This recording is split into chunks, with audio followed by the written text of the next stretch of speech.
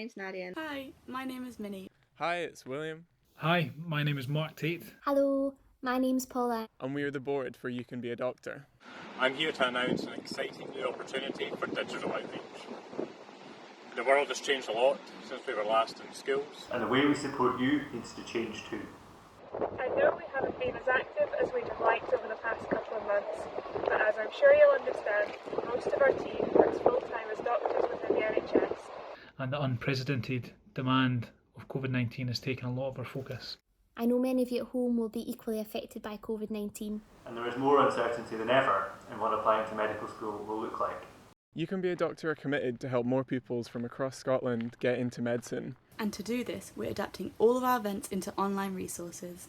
Having all of our resources online means that pupils from across Scotland can now benefit from our events. We've already started our UCAT sessions for pupils applying in 2020. And we will continue to provide insights into becoming a doctor, as well as even more application help this month. But if there's anything in particular you want to know about, do let us know in the comments.